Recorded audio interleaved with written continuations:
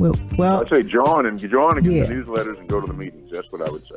There you If go. we're not doing things, have it to where we do. But there are a lot of things that we do that just don't make the news, and for good reason. Like I said, Republican voters maybe don't have a high opinion of things that we're pushing for and trying to do, and so when you get folks to do the right thing and all that, you don't need to undermine them politically. I mean, NAACP has been the issue in many Republican primary elections where Republicans who really work closely with us have been skewered or attacked from the right in the primary. So, those kind of things become very sensitive issues for them. I remember Representative Madden from up in the Metroplex area, all the great things he did in criminal justice reforms, and we gave an award to him that became like an issue. Right, yeah. Todd Smith and people like that. I mean, it's just one of those, it's just a fact of life. I talked, our AP at our school pulled me aside one day, and she said something that blew me away. I'm like, well, I got to say this at our state quarterly conference meeting. Our AP said that she wants to, for the education half of our legislative issues, she wants to be the one to constantly interact with the legislators for what we want. I thought that was, I'm like, you the AP. She goes, yeah, okay, all right, we like that. I said, but okay, I'm like, because you'd be a real good source because you are the administrator. So she says she's ready. Mm-hmm. So I was like, okay, that'd be good. I like that because we never hear principals and assistant principals saying that they want to step up to the plate. Well, obviously they're not high up in the food chain. They're high up in the food chain for a particular school, but not the school district. And so that always is a real tricky thing for them. It is. Okay, now, our state meetings, everybody needs to hear it. I know, even though you're going to say, I already said it, but can anybody come, or is it just for officers and presidents? No, I always allow everyone to come, and except on big votes, I usually try to see what the sentiment of people in the audience would be. Maybe I don't quite run things. I try to run things in a thing of democratic fairness or wanting to get the widest input and participation. So we even allow non-executive committee members to speak on most issues. Yeah, and people need to know that too, that they can come. So that those are other ways we can take the other parts out of their mouth by saying you invited to come, and then they can't say no, they didn't know. Right. And we need input. People have different ideas and thoughts. Yeah. You never know where the genius idea or the important idea is going to come from. You have no idea. It's not that somebody who thinks they're the smartest person in the room, they may come up with great ideas, or they may be a total dud on a specific issue. Right. But the more people you hear from who are sincerely considering something, you just don't know where the right answer will come from. That's true. In Killeen, I talked to she's a medically retired soldier, but she's in the 35 and under group. And I was talking to her. We talked about voting, and she said, "I want to empower the 35 and under group." I'm like, great. So I told her we had a conference call with Howard Jefferson, who's our state. I can't get it out.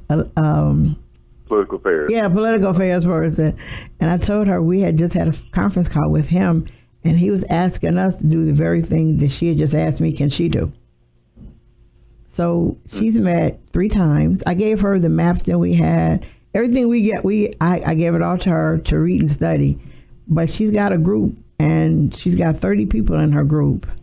And I think that's fantastic because we never even see that. Well, in our area, we don't see that amongst the 35 and under group. But she's got them energized with the maps. And when Yana sends out maps, I send them to her also. But they're energized and ready. They've been sworn and deputized so they can do voter registration. They do voter registration different than we do, which is great because their way they're doing is better. It's good. It's better than ours right now. But they've got a lot of things that they're going to do and put on and get going they're doing plans, and she asked me, she said, can we do this? Sure, you can do this. I say, because you're doing it up under your group. You all are doing it. I said, besides, it's something we don't do, so that's good.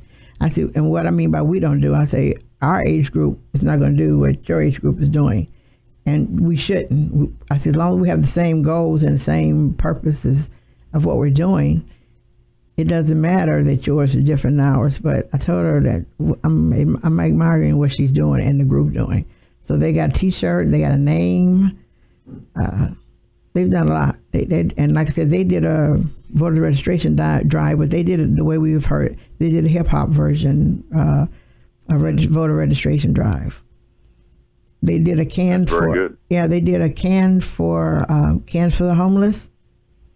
But with your cans for the homeless, you got into this other event they did free with cans, but you also had to register to vote. And then you had to sign a sheet, because they have a pledge sheet that you bring back the week of early voting to them, and you get a discount card for somewhere, because they got the community to jump in and rally. So I'm like, they've done an outstanding job, and we need to, I said, maybe if every city we can like push that around and say, you know, get that group, let them be on their own, you know, don't tell them what they can and can't do, but watch what they do, and they can be phenomenal, and we can have a bigger, better voter turnout.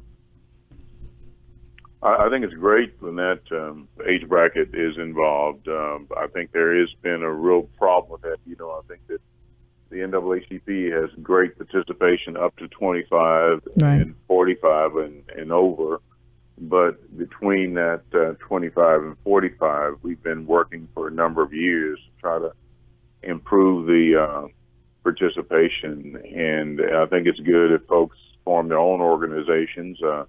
There's no reason to limit civil rights to one organization. But, you know, there are some things that we do that no others can really do the way that we do. And our structure actually makes sense, and maybe some folks don't understand that, but it's come for many years, and that's one reason we've stood the test of time, because you can easily get sued and bankrupted, shut down, and things like that. And so it may sometimes take us a couple of days to get something authorized, to be able to do something, but that's for good reason. Right. Yeah. But I say, well, and I told her I need her to write down what she did, so we can all read and see what she did too. I say, because in other places, the same thing that she's doing will work. And you know, we've got a really great state youth advisor, you know, Erica Kane. Right. And, you know, that 25 and under group there, you know, they would probably be connected with like this group, yes, things that they do. So, you know, that'd be an important interface there. And, you know, we hadn't talked about this before, but that's a good idea. You know, we have that national meeting that former Chair Brock started in reference to the idea of the what's the thing out in Florida that they have. I've been to it a couple of times where we're trying to get the 25 to 45 group. We haven't really done that here, but, you know, who knows? Maybe we could have some discussions about doing something like that here. Because her name is Joanne. She said she's a member of the NAACP also. She is. But the group she has is not. So that's good. That's safe. That's good. But, you know, she said she would be willing to go anywhere to talk about how they're doing their group, and just to be there to explain how they did it, what they're doing, and everything. She's glad to do that. Like I said, she's medically retired military, so she doesn't have a job. It's her. Well, that's the important thing is that they're doing something, right? Yes, so yes. It doesn't matter the umbrella, because yes, you know, other groups that are not NAA do great work. You know, Black Lives Matter do great work. So we're not the only group out there. I just think that people, if you don't want to be involved, you don't need to badmouth some organizations for your reasons for not being involved. You're just not involved, and there are reasons why you're not involved, and just let it sit there instead of talking about something that folks don't know when you criticize organizations. There's so many organizations out there doing good work. They are. And that's a good thing. They are. They really are. They are. And also, we have a national convention coming, correct? We do. It's going to be in San Antonio this year, celebrating the 100th anniversary of the San Antonio branch, which has always been one of the best branches in Texas. Wow. And all I know is my workshop is Tuesday afternoon. So that's all I know. Well, you know, we're hoping folks actually, you know, San Antonio is a great convention city. It is. And, you know, one of the issues that has always come up has been issues about Black-Latino relations and things of that nature. And that's become more and more of an issue with the immigration issue and, you know, and the redistricting issue.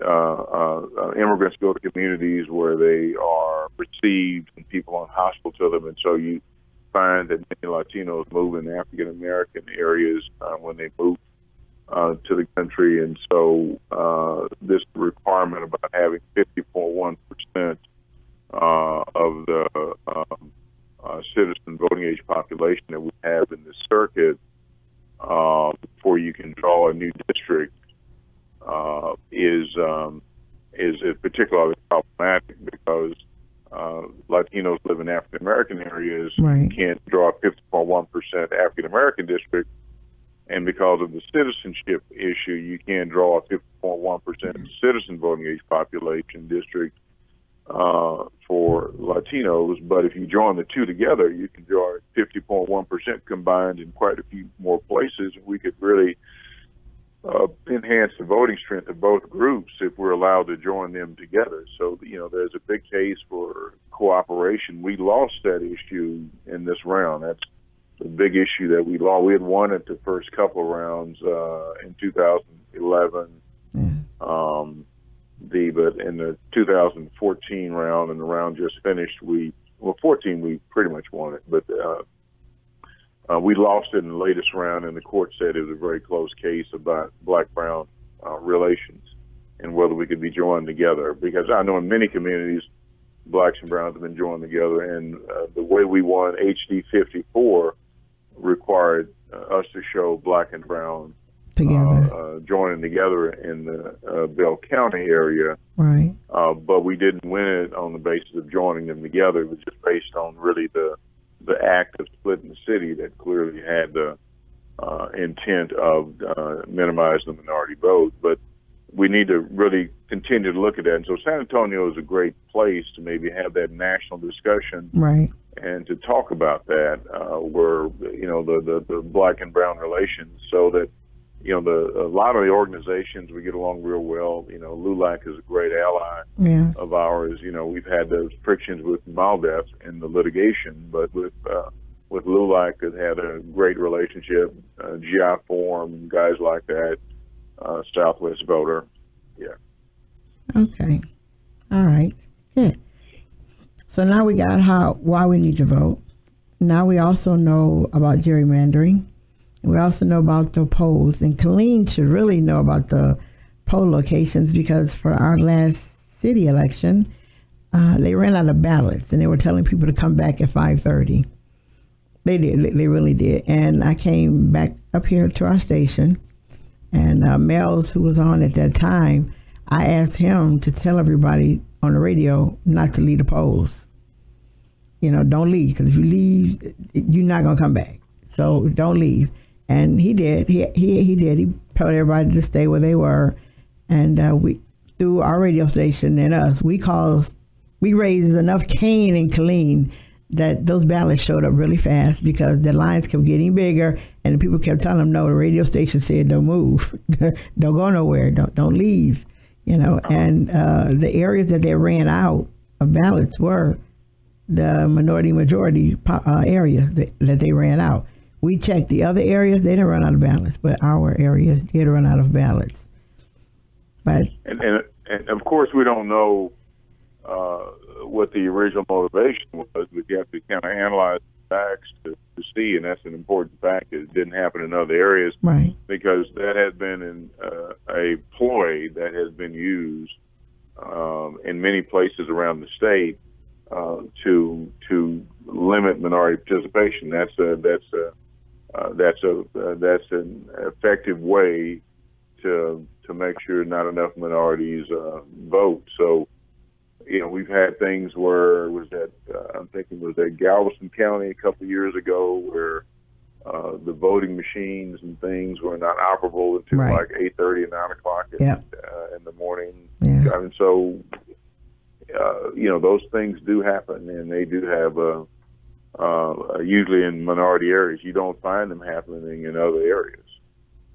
Because our county chair was she called me and she said I'm getting a bunch of questions. I'm getting a bunch of phone calls. They're saying, she said, we're helping with the county tell people to leave. She said, but you on the radio telling them to stay. Correct. They need to stay. I said, you know they need to stay. I told her, I said, you know they need to stay. She said, she said, but you're using your knowledge from the NAACP to come to the radio and influence people. I said, I'm using knowledge from NAACP. I'm glad to hear that. I told her, I said, you're right, I am. I said, but I'm not influencing anybody. She goes, well, I said, see, we're not influencing anybody. The station is simply telling people, don't leave. I said, so that's not an influence on them, how they vote. It's not an influence or anything. It just means we say it, don't leave. Don't leave. When people leave, they frequently do not come back. Right. So that was a good comment to make. So I want to ask you, can we add that to what we say when we tell people, don't leave? I think that that becomes evidence. We try to get your name. How long were you waiting in place? Because they'll have to explain why was it that it took so long to get ballots there, and so we need folks like that as witnesses. Because all kinds of strange things occur. We had folks using the N-word when President Obama was up for re-election in 2012, and folks not stopping, and the election officials basically supporting the people using the N-word. We've had people to refuse to let lions come inside when it's exceptionally hot. People refusing to comply with state law and go outside and allow disabled voters to vote, and so denying disabled voters the opportunity to vote.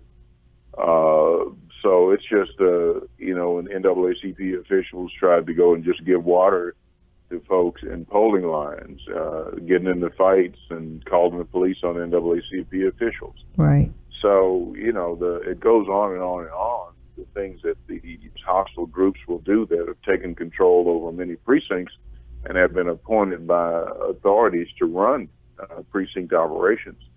And one thing that we do that maybe no one else is doing now, we try to document those as best we can, because we want to continue to show the efforts of voter suppression that take place around our state, because they really are continuing.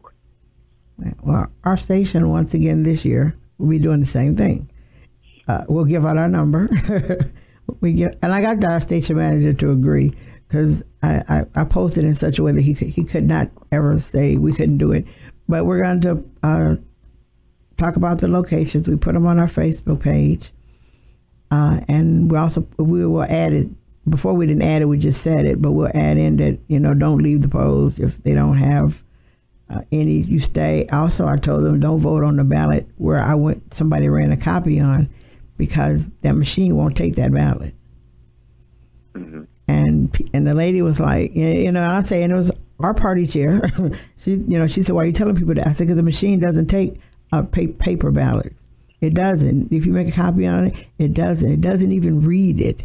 You stick it in the machine and it's an error. It doesn't get read. I'm like, so people are voting and they're thinking they're doing the right thing, and it's a sheet of paper that goes into the trash.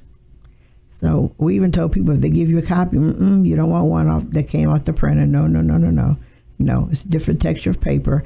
It's not what you want. So we added all that into our speech when we told everybody about voting. But I say, that's a new one there, but that's related to some other ones. So they're actually giving folks manufactured or created ballots. They'll tell the judge, if they're in the building that has a copying machine, go make copies of the ballot and give it to people. We went back and said, no, it's a different grade of paper, different kind of paper. The machine won't pick it up. Your ballot will be tossed. Wow. So, that's pretty incredible. So we found that out. We're like, no, we once again on the radio, no, don't take the ballot. No, don't take it. You want a real one. Well, you know, the disappointing thing is that you've got people who think that for whatever reason they can't persuade minorities to vote for them, and so they adopt the position of what we're going to do is suppress the minority vote. You know, that's one of the things that, you know, we had sued President Trump, the state conference had, right, along with the League of Women Voters, over this commission that was to get all the data from the different states.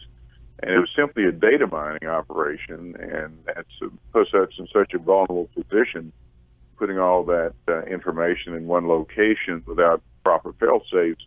And communities like Killeen or San Antonio that have large military populations, it puts you at risk because, you know, in the sophisticated world of intelligence, including military intelligence, of people having sophisticated and important positions, if you register to vote, then folks know things about you. Right. Because the information they wanted was something that no one needed. And so we were really ecstatic, I guess, when Trump decided to pull the plug on that commission last week, that we were still in court, and our case was at the Court of Appeals in Austin. See, wow. And the other key thing that we had here is our Veterans Affairs chair is a judge. So he's the one who let me know first what was going on. And I told him, don't you say nothing, let us do it, because I'm not working the election. I'm easy for it. I said, so you don't say nothing, just let us do it. I said, but, you know, give us the information. I said, but don't react. You're sitting in there. We need you to stay right there. You keep just letting me know what's going on, and we know what to say. So, yeah. And we need to know what training the judges get and things like that, because I think that a lot of the judges are getting inappropriate training so that the victories we've had in voter ID are not properly adhered to. Yeah, the training is rapidly fast, and the training should be the training for new judges should be separate from the trainer for judges that are returning, because judges returning training could be shorter, but they have all same training. So the new ones, they aren't getting what the older ones got. Well, they need to know as much as possible, including the new rules. Yeah. But see, they really, some of them don't. They don't, because they end up calling different people, asking them questions about what's going on, what they need to be doing.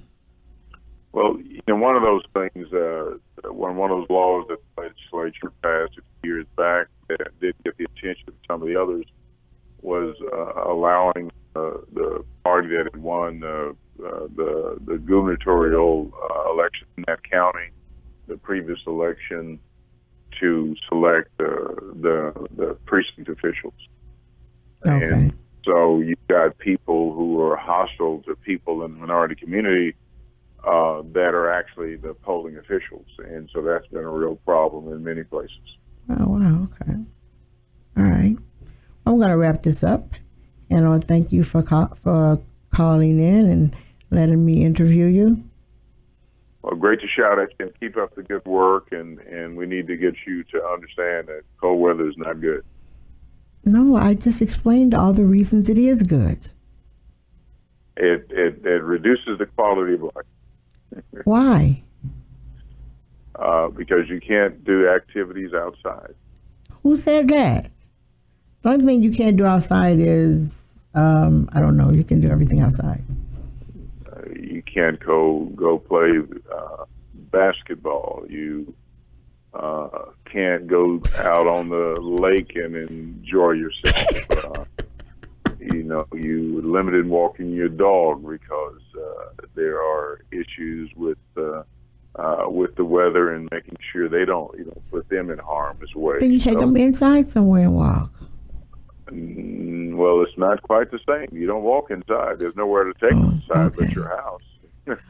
But I'm just going you can't take them to the local gym. But it stops some of the crime. It stops some of the crime. See, because it's too cold. That's a positive thing. Yes. That's a positive thing. See, there you go. But that's not all. I mean, if you want to get away from crime, then let's move up to the North Pole. Move to Alaska. Yeah. One year we were there and the crime rate doubled because 1 year 6 people got killed. I was like, for real? We're like, it was hilarious, but it was cute.